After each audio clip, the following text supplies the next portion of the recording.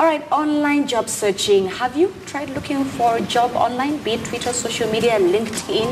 Yes, people are very active on LinkedIn. But in order to introduce my guest this morning for us to understand and take us through this specific conversation, sitting closer to me, I have Thomas Omweri. He is an engineer at Rome. And on my far left, I have Resian Letiampe. She is the head of product at Brighton Monday. We appreciate you guys at Brighton Monday. A lot of you people have helped integrate employment and job searching, which, by the way, my first question will go to you. Take a look at how many people on social media have been very creative in terms of looking for jobs. Every single day. I don't think there's even personally on my timeline where I will not see someone saying, you know, I'm an engineer, or I studied medicine, or I did XYZ. Retweet, you know, my next employer could be on your timeline, right? Is this good, the fact that we are seeing, or does this just go out to show how, as a nation, our unemployment levels have gone to this standard? It's a point of desperation by the time someone is now asking, you know, retweet. Someone could be on your timeline. I think, I agree. It does show the level of unemployment that we've reached in our country. But I also think that it shows the determination of the people to kind of find jobs. Right. I wouldn't say that it's bad to kind of ask for help through social media.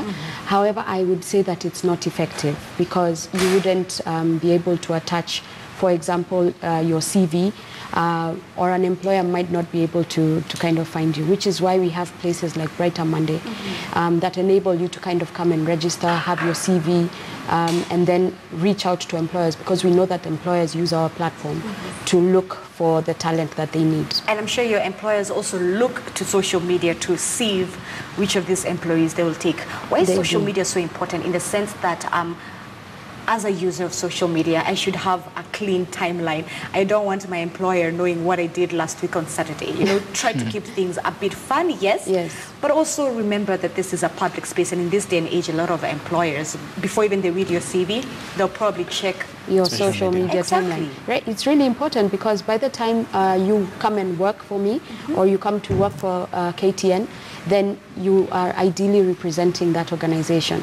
So you need to be able to kind of hold the values that that organization has, and that's why you would see that some people who have unsavory, timelines might not get the job that they wanted because the organization doesn't feel that it reflects with their values. Right. Yeah. I mean, Thomas, help us understand this. How has technology helped bring down unemployment and also, introduce the employer and employee on a digital platform? Thank you, Zinzi, for inviting me to the show yet again. And statistics show that most of the people, especially the young populace, spend 3 to 4 hours of their time in a day online. And so it's only important that we look for these people online. We find them where we are, and then we display these opportunities to them. And getting jobs online is much, much convenient. And people are moving their operations away from the traditional or conventional way of operating. Right. And embracing the online idea. So when you get jobs online, it's at your convenience. So it's easier to see them and apply, of course.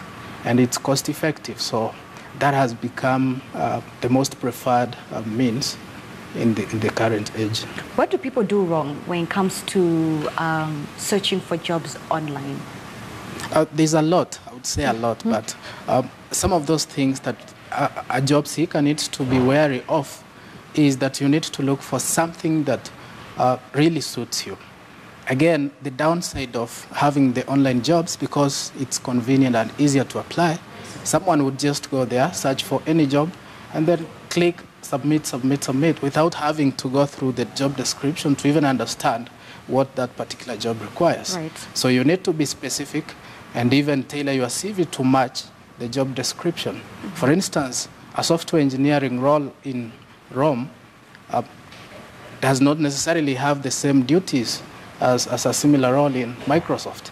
So you need to not only look at the title, but delve into the description and understand what is it this employer needs. Right. and then you'll be able to suit. Okay, so apart from Brighton Monday, which is one of the platforms online that Kenyans can search for possible employment rather, Yeah. what other online platforms are there? There are quite several. And by the way, earlier on, I noticed you had a problem even pronouncing the name of my company, so I'll clarify. Yeah. Ring Near One Africa Media. It's actually Africa's leading online classifieds group, and it has subsidiary companies, each specializing in advertising a particular item or rather category. And Brighton Monday is actually one of the subsidiary companies in the ROM group. So there are many. In Kenya, I see a number of them, but all I know is that Brighton Monday would offer that suiting environment for the job seeker because the job seeker and even the employer is our number one interest. So we have a number of jobs there. And in this age where we have an increase in the number of scams, Brighton Monday takes their time to analyze the job and even moderate to be sure the job you are posting on that portal actually exists. So how does Brighton Monday do that, analyze the scams and find out, okay, this is genuine and this is not genuine, to protect Kenyans from scammers? So apart from the moderation that we do, we have an in-house staff that actually goes through each and every job and verifies up to location and, you know, designated people who work there. So we make sure that it's an actual job. And because we want to help, we want the society to kind of help us do this, you call it Nyumba Kumi initiative, I would think, but we have a report abuse button on our site. So as soon as you see a job that you feel asked you for money or, you know, didn't feel right, we ask you to kind of press that button and somebody actually, you know, deactivates the job immediately. And, you know, we would go ahead as far as reporting this people who posted the job to the police. So we work hand in hand with them as well. Have such scenarios happened? They have. How often? Very, right now, I would say in the beginning it happened a lot before they understood how serious Brighton Monday was with the value of the job seeker and giving them correct content.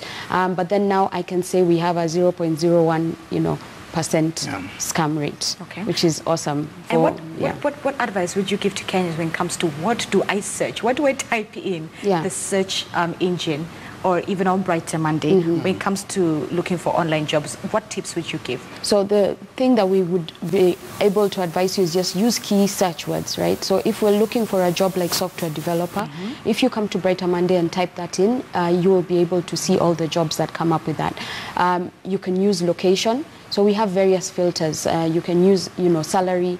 There's so many things that you can kind of use to see what suits you. And this is what Thomas was saying about making sure that you're kind of knowing. As a job seeker, one of the things that you need to have is a strategy and then know what it is that you're applying for and then look for them using those keywords. But we've made it very easy that even if you come in and type journalist, everything will come up that's relevant to that position. All right, Thomas, I've got to hear your thoughts on this. Yeah, sure. And earlier on, you asked about how to match the jobs, and it's amazing that even in this age where the unemployment rate is really high, I see several instances where an employer re-advertises a job 3-4 times. Wow. What's happening? Because there are a lot of people out here looking for those same jobs. And out of experience, I have come to realize that it's mostly because when you are applying for that job, you are not keen on what the requirements are. So you may be having the requirements, but you are not keen at the time of applying, so it can pass you by. So you need to be careful, read through and understand what is required, and then tailor your CV to match that, and then you stand the chance. All right. And what about when it comes to placing my CV online? Yeah. Can I do that? Yeah, you should, although go ahead. These days, again, there are security issues around that. But it's a balance of things. At the end of the day, it's a trade-off because you want presence. You want to be out there to create profiles on LinkedIn and on Brighton Monday and on other sites so that you can be well placed. But it's always good to make sure wherever you are posting your CV on, the provider has you in mind and they have a way of protecting you. Like in the case of Brighton Monday, because we really delve much into the security of the job seekers particularly, to ensure that they do not fall prey into the hands of con artists. Right, but it's not only job seekers who can fall prey. Even the person who is doing the employment, the employing can also fall prey. So how do you also protect them from malicious people who are, sort of disguising themselves as potential employees? Yeah. So with Brighton Monday, we merge the two. We merge the employer and we make them meet, right? So we have the details of both job seekers and both the employers. And the same way that we would have a job seeker report that there's an issue, we would have an employer do the same and say that this person came to work for me and this happened during this time. So we then follow up, and again, we try and make sure that the environment is as safe for both users as possible. All right, so Rasiat, what do I need, or rather, what advice would you give me for me to be shortlisted? Yeah. Okay, so for you to be shortlisted, I would say that get a strong CV. Okay, right? What is a strong CV? And especially for a lot of university young people, because that's where the population of unemployed people are. What is a strong CV to someone who has just finished university? So even when you were in school, there's things that you did. You were maybe part of an association. You possibly studied something and you were able to kind of showcase this. The problem that we see is that people just put on a list of things that doesn't make sense to the employer. So at Brighton Monday, we help you do that.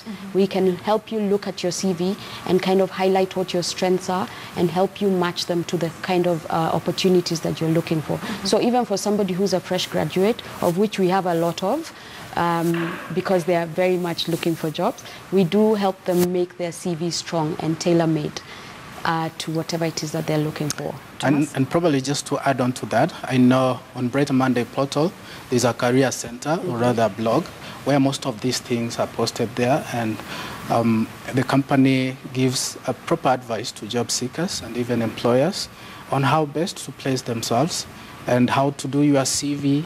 And then, of course, in as much as there's internal mechanisms to assist job seekers to refine their CVs, we have general tips on how you can make it better. The wrong thing that most of the people do is they just make their CV current. Say, Zinzi, if you've been here for about 3 years, you may have to wait until the next job you get for you to update your CV. That should not be it.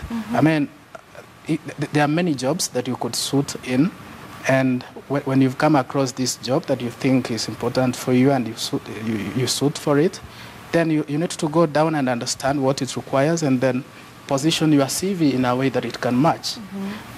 I like using my example, being a software engineer. There's a whole lot of things that you can do as a software engineer.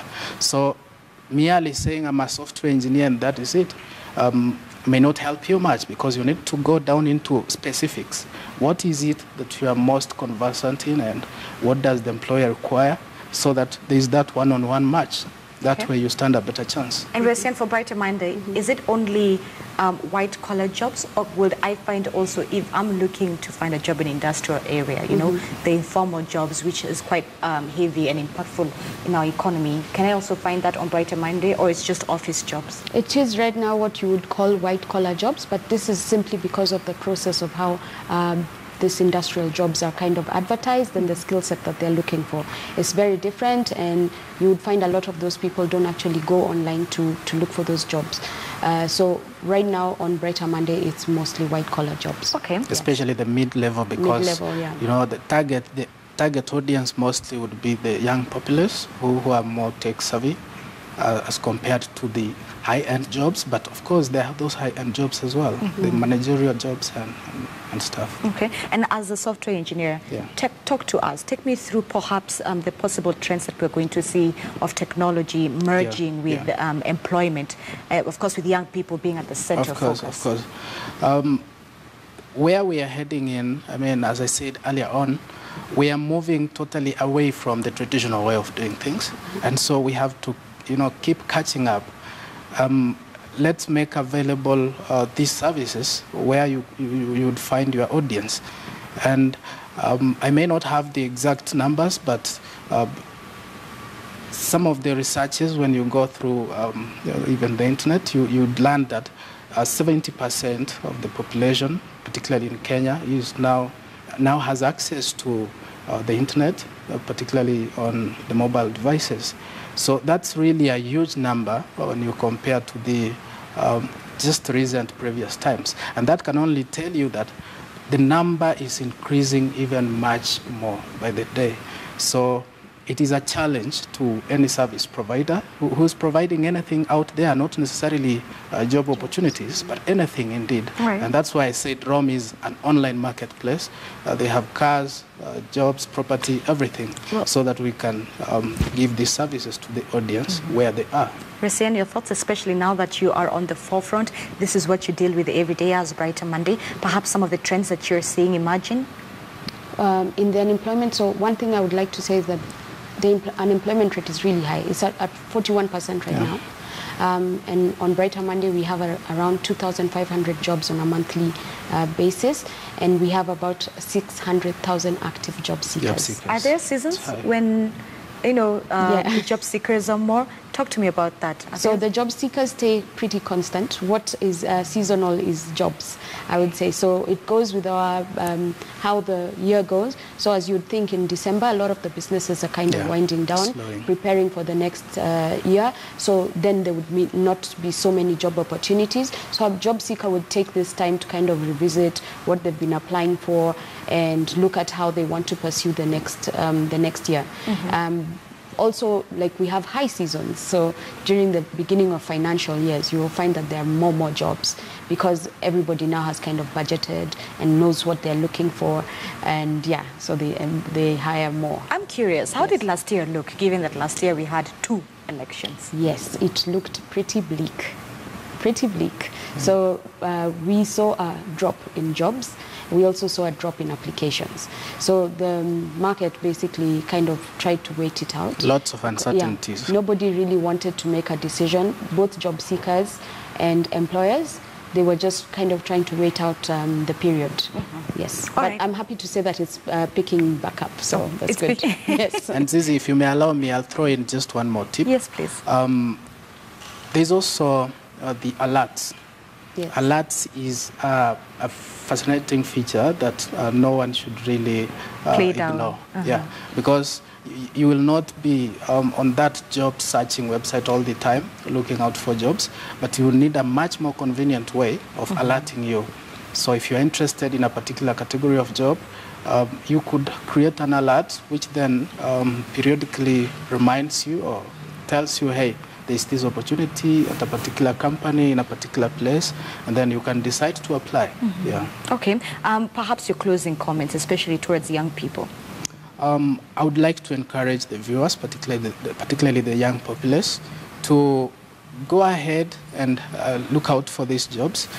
Take advantage of features like the alert feature, so that it gives you much more convenience. But most importantly, anytime I get a chance, I never stop talking about security, computer security. And there's an increase in the number of scamming that's happening around. So you need to always look out and be careful. And some of the things you can do to protect yourself from con artists, make sure you do enough research to understand where this job comes from, who exactly is advertising it, which company. And the problem we have with some of the recruitment agencies, they just call job seekers for an interview without having to reveal to them where they're going to, which company is even advertising this opportunity. Because at the end of the day, you'd want to understand who I'm going to work for. So do your due diligence. Sure. Okay. Risa, your closing comments? So for me, I would just say please visit us at Brighton Monday because we want to help you through your journey in your career.